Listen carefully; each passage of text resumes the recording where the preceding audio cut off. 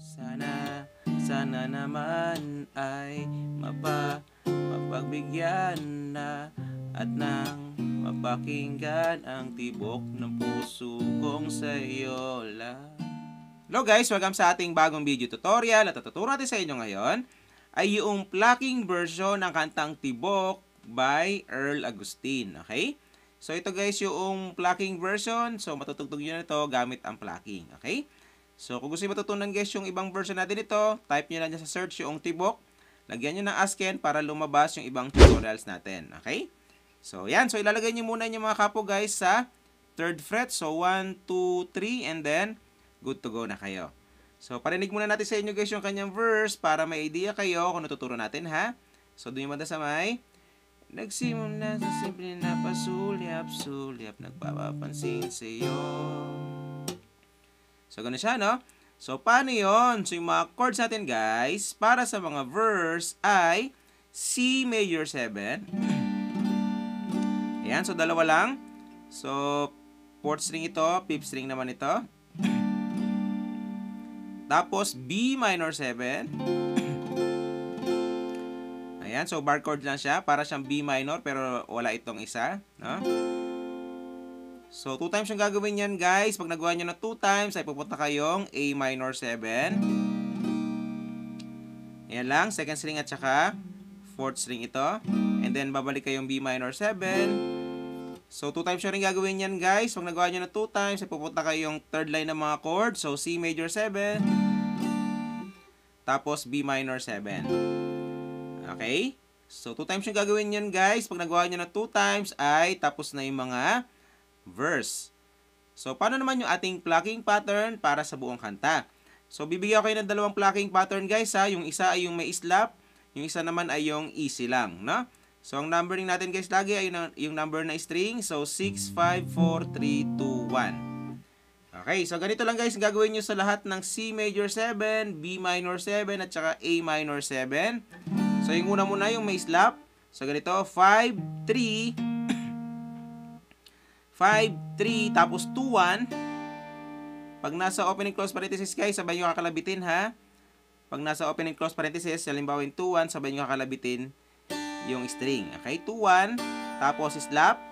Yan, yung slap ay ganito. Ganyan. Pwede rin ganyan, pero mas madali yung ganito, no? Tapos, 5, 3, 2, 1.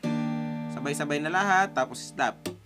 Okay? So, parang ganito siya. So, 5, 3, 1, slap. Tapos, 5, 3, 2, 1, slap. Ha? 5, 3, 2, 1, slap. Okay? So, ganyan siya. No? Pag binuo ay ganito. Ito. Tapos, B minus 7, ganun din. Okay? So, ganun siya, no? Or, yung mas madali, guys, yung pangalawang plucking natin. So, ganito lang yan siya. Walang slap yan, pero mas madali, no? So, 5, 3, 1, 3. 5, 3, 1, 3. Ganun siya. Tapos, lipat na kayo ng chords. 5, 3, 1, 3. Okay? So, ganun siya, guys, no? So, pili na lang kayo dyan sa dalawa kung ano yung gusto yung gamitin. Depende sa gusto nyo. Okay? So, para mas makuha nyo guys, kanta natin siya, no? So, ang gamitin natin ay yung pangalawang plucking pattern para madali nyo makuha. Okay? So, pwede nyo kasabayan. So, nagsimula sa simple na pasulyap-sulyap, papapansin sa'yo. Umabot sa palitan ng mga mensa, kilig na kilig ako. Tapos, ano? Hello, magandang umaga.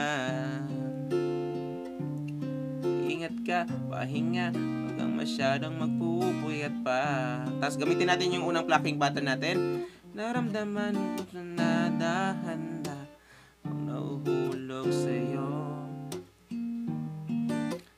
Pag-uusap, meron na namumuo. Okay?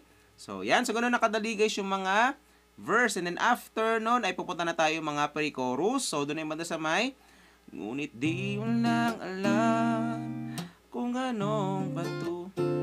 So, doon yung banda, no? So, paano yun? So, yung mga chords na natin, guys, para sa pre-chorus ay A minor 7. Okay? Tapos, B minor 7. So, 2 times yung gagawin yan, guys. Pag nagawa nyo ng 2 times, ay pupunta kayong D7.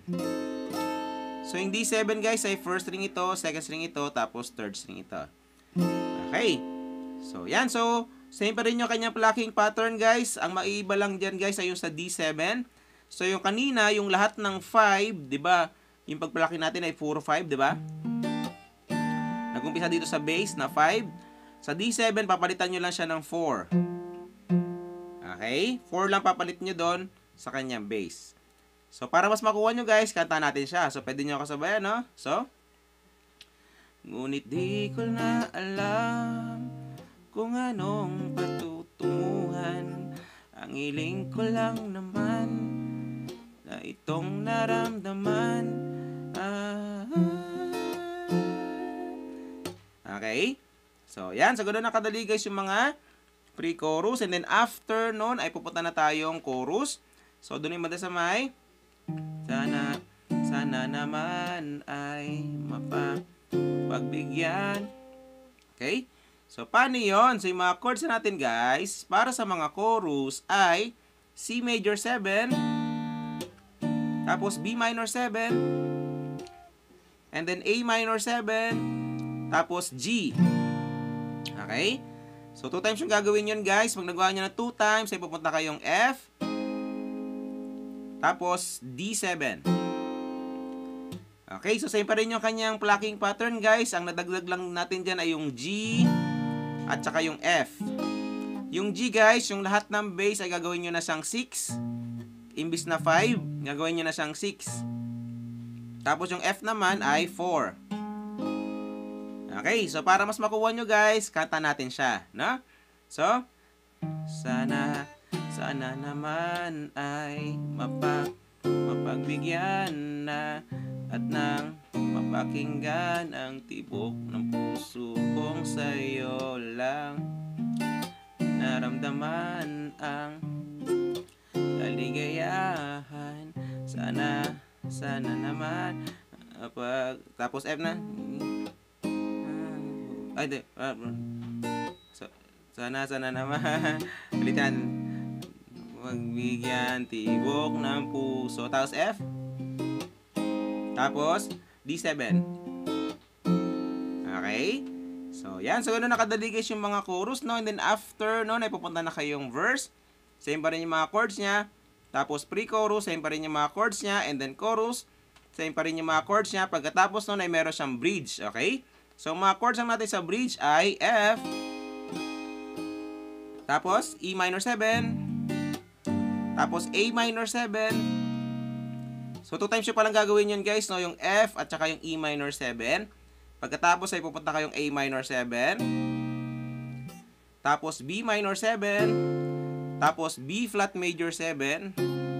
Yung B flat major 7, guys, ay ganito, no? Tapos D7, tapos isang D7. Okay?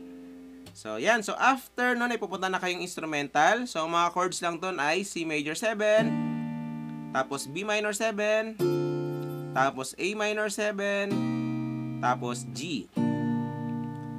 Okay?